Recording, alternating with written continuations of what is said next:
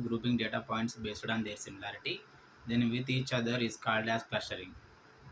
Then this method is defined under the branch of unsupervised learning, which aims at the gaining of insight from unlabeled data points. That is, then unlike supervised learning, and we don't have to a target variable.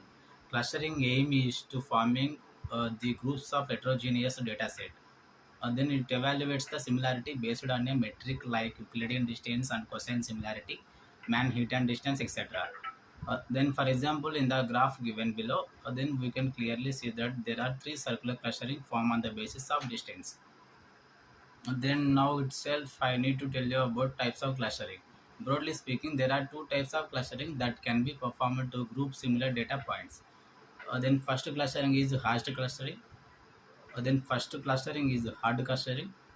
Then in this type of clustering, each data point belongs to a its cluster completely or not. For example, let's say there are four data point and we have to cluster them into two clusters. So each data point will either belong to cluster 1 or cluster 2. Then points cluster AC. Then second clustering is soft clustering. Then in this type of clustering, instead of assigning each data point into a separate cluster, then it is the probability or likelihood of that point being that cluster is evaluated. For example, let's say there are four data points and we have to cluster them into two clusters. So we will be evaluating a probability of a data point belonging to the both clusters. This probability is calculated for all that points. Data points probability is then then I need to tell about introduction or examples of clustering. Market segmentation. Businesses then use clustering to group their customers and use targeted advertisements to attract more audience. Then second advantage is market basket analysis. Shop owners analyze their sales and figures out then which items are majorly bought together by the by its customer.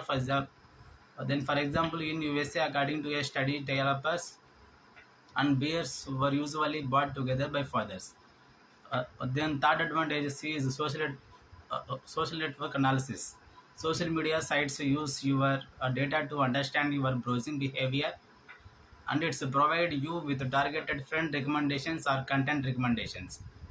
Then, fourth advantage fourth advantage is medical imaging.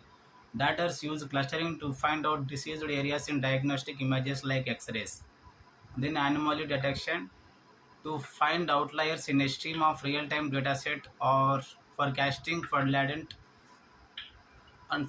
transactions. We can use clustering to identify them.